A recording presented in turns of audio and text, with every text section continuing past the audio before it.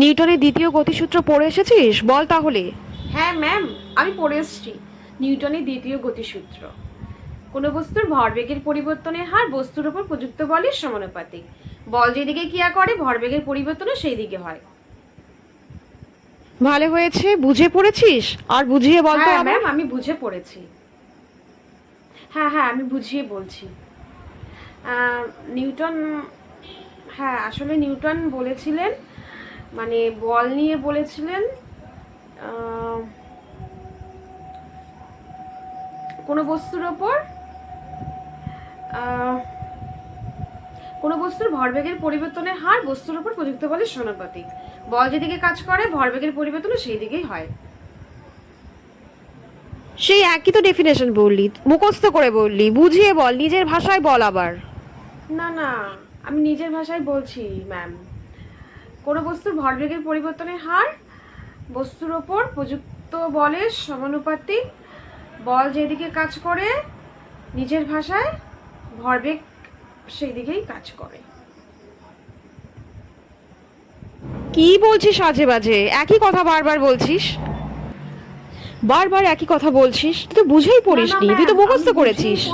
বুঝেই পড়েছি। ঠিক আছে, বল তো এবার তাহলে গতিবেগ কাকে বলে? হ্যাঁ, গতিবেগ কাকে বলে? হ্যাঁ বলছি।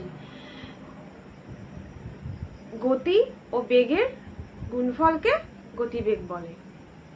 হ্যাঁ ঠিক বলেছিস, ভালো বলেছিস। এবার বল সমানুপাতিক হ্যাঁ কাকে ম্যাম, বলে?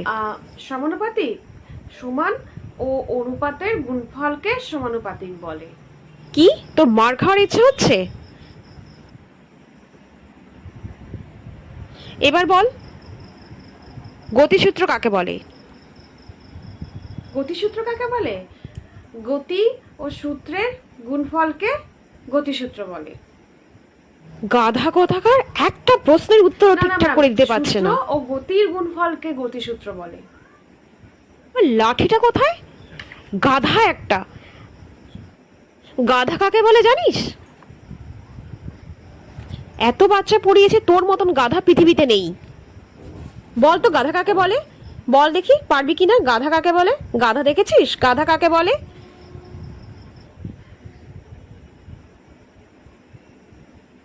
গাধা কাকে বলে? গাধা হচ্ছে এমন একটি প্রাণী যার চতুষ্পদ প্রাণী, 4টা পা আছে। দাঁড়া রে, এবার দাঁড়া, তোর হবে, এবার দাঁড়া।